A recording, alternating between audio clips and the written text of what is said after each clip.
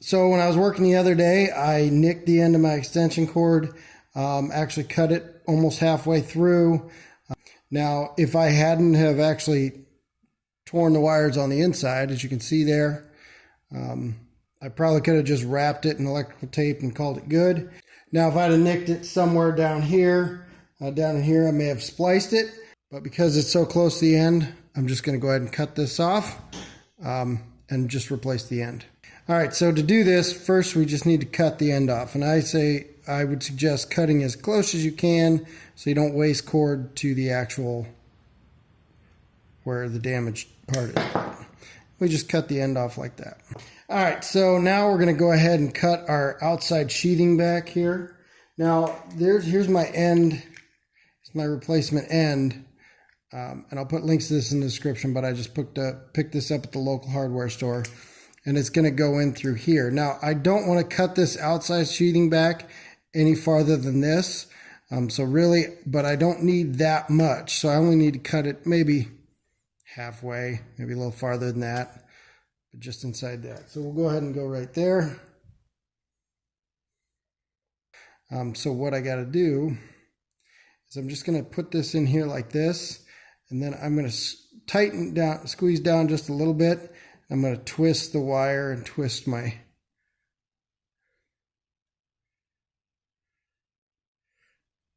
wire cutters here. Now you can definitely, if you want to take a knife, you can do this, but you just want to cut lightly because you don't want to cut the wires on the inside. So once you cut it a little bit, just going to do that, pull the end off. Like I said, you don't want to cut too deep because you don't want to cut these wires as well.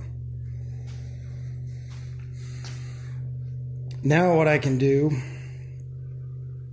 is I can go ahead and strip my wires back. All right, so what I usually do, if I can, is I will put that down and then just push the wire all the way in and then bend it, and then that'll give me the exact length.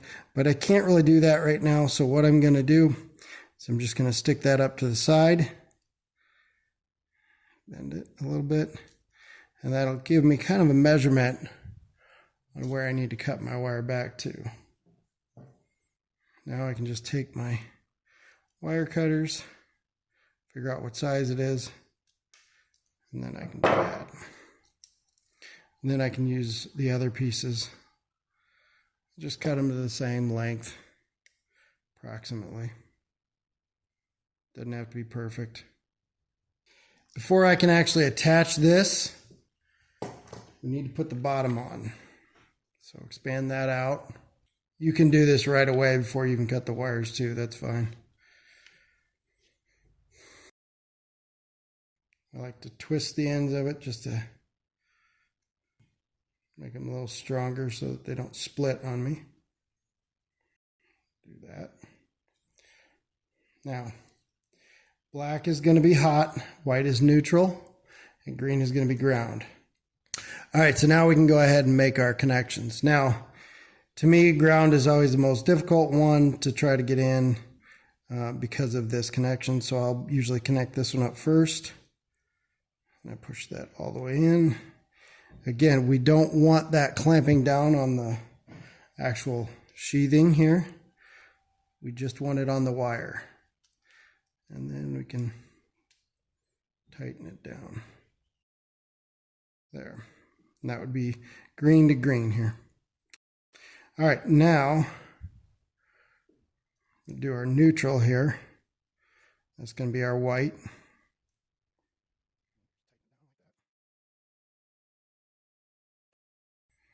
And then we've got black, and that's going to go on our gold for our hot connection.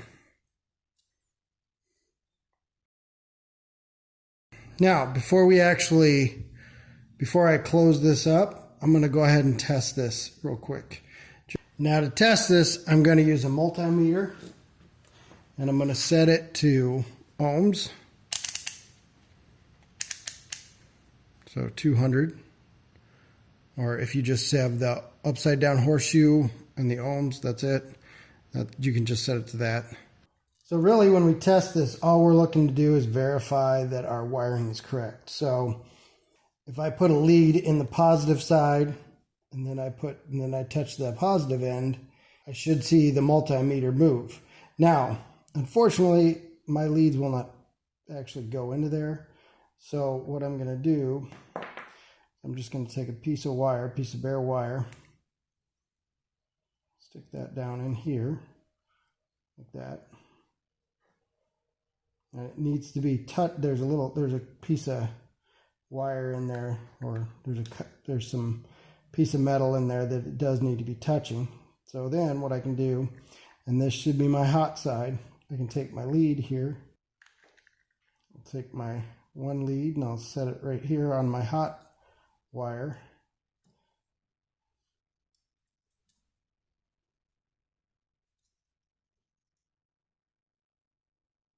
One lead on the hot there and one lead on the hot there. And you'll see it drop down. And I'll take my other side.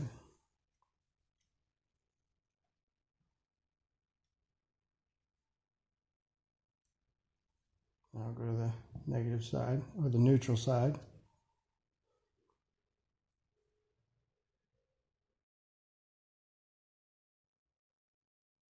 And that side is good as well. So now I've tested and verified everything's working. If you do touch this on the other side, so if you touch the neutral, the positive, you'll see it's not connected in any way. You get no reading there, it stays at 1. Now for the ground, you can do the same thing. Ground's a little bit more difficult. But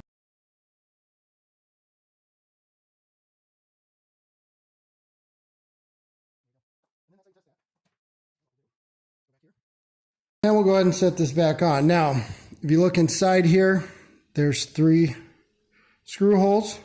So now one of them is farther away than the other 2. So these 2 down at the bottom that are going to be on the ground side are reasonably close. So what you want to do is you just want to line it up there. And just pull that down like that.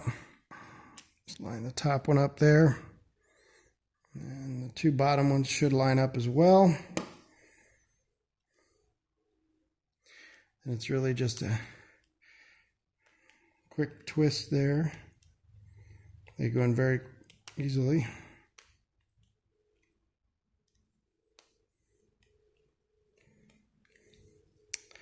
Once that's in, we'll just come over here, tighten this up. Now, going back and forth, just to make sure you get even pressure on both sides.